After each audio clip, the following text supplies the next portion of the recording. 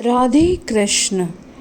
हर साल भाद्रपद के कृष्ण पक्ष की अष्टमी तिथि को भगवान श्री कृष्ण का जन्मोत्सव के रूप में मनाया जाता है, जिसे हम जन्माष्टमी कहते हैं, अर्थात भगवान श्री कृष्ण का जन्म। इस साल जन्माष्टमी 6 और 7 सितंबर को मनाई जाएगी। कई जगहों पे ये 6 सितंबर को मनाई जा रही है, कई जगहों पे ये 7 सितंबर को मनाई जाएगी। तो आइए जानते हैं जन्माष्टमी 2023 की संपूर्ण जानकारी। हिंदू धर्म में हर साल जन्माष्टमी का त्यौहार बड़े ही हर्षोल्लास के साथ मनाया जाता है। इस वर्ष जन्माष्टमी के अवसर पर कई वर्षों के बाद ऐसा संयोग बना है जो कि बहुत ही दुर्लभ है। श्रीमद् भगवत गीता पुराण के अनुसार भगवान श्री कृष्ण का जन्म भाद्र कृष्ण अष्टमी तिथि बुधवार रोहिणी नक्षत्र एवं वृक्ष राशि में मध्य रात्रि में हुआ था। इस साल श्री कृष्ण की 5250वीं जन्माष्टमी मनाई जाएगी।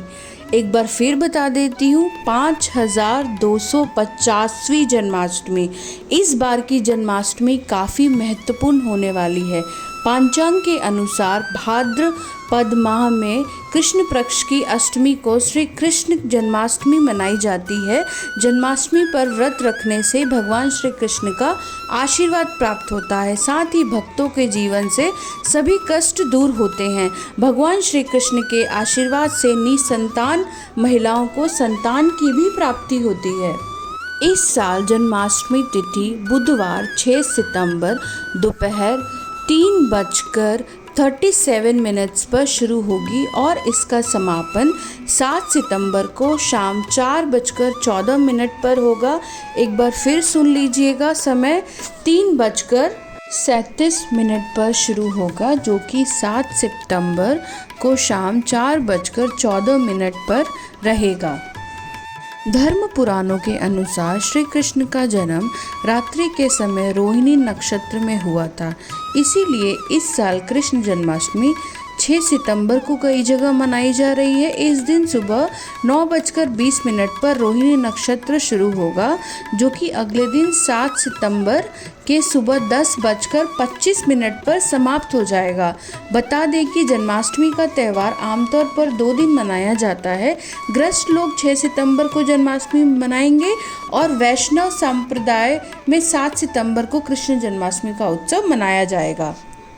वही जन्माष्टमी का शुभ मुहूर्त 6 सितंबर को रात के 12:02 से शुरू होगा, जो कि 12:48 तक रहेगा। एक बार फिर बता रही हूँ, 12:02 से शुरू होगा और 12:48 तक रहेगा 6 सितंबर को रात को। इस मुहूर्त में लड्डू गोपाल की पूजा अर्चना की जाती है। विधि विधान से पूजा करने पर सभी मनोकामनाएं पूरी होती है। पुराणों के अनुसार श्री कृष्ण का जन्म रात्रि 12 बजे हुआ था, इसीलिए ये मान्यता है कि गृहस्थ जीवन वाले 6 सितंबर को जन्मोत्सव मनाएंगे। इसी दिन रोहिणी नक्षत्र का संयोग भी बन रहा है इस साल। जन्माष्टमी व्रत में अष्टमी के उपवास से पूजन और नवमी के पारण व्रत की पूर्ति होती है। इस व्रत के एक दिन पहले यानी सप्तमी के दिन हल्का और सात्विक भोजन करना चाहिए। व्रत वाले दिन प्रातः स्नान आदि से निवृत्त होकर सभी देवताओं को नमस्कार करें। पूर्व या उत्तर की ओर मुख करके बैठ जाए। हाथ में जल, फल और पुष्प लेकर व्रत का संकल्प ले।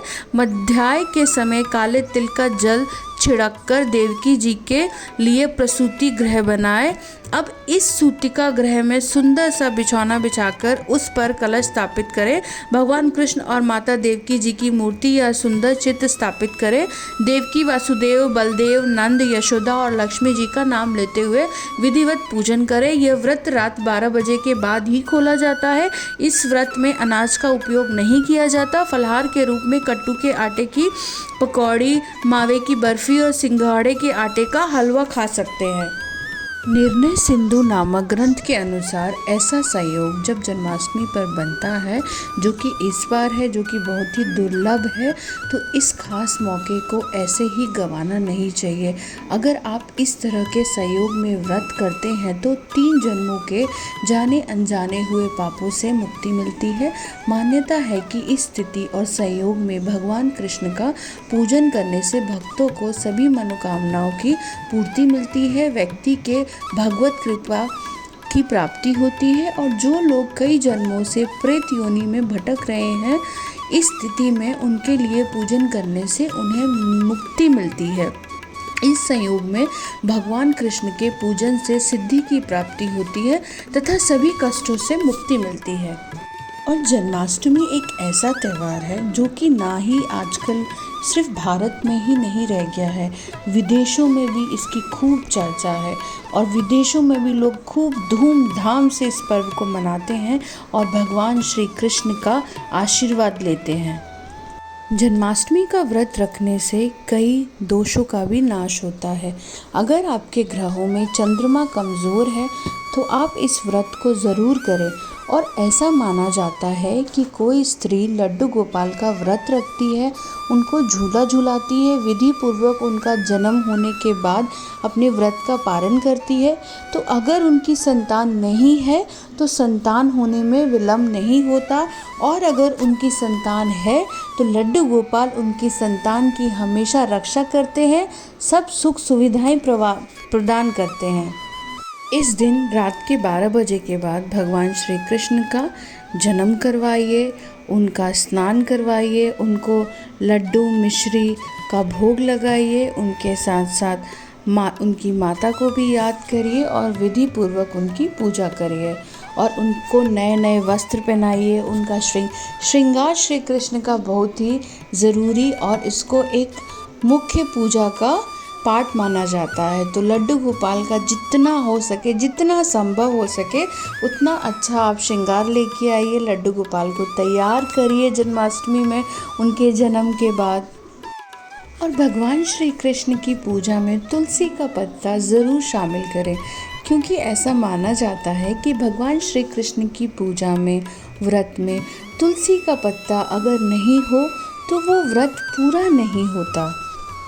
अब मैं आपको ऐसी 8 वस्तुओं का नाम बताऊंगी जो आप ज़रूर अपने घर में लेके आए।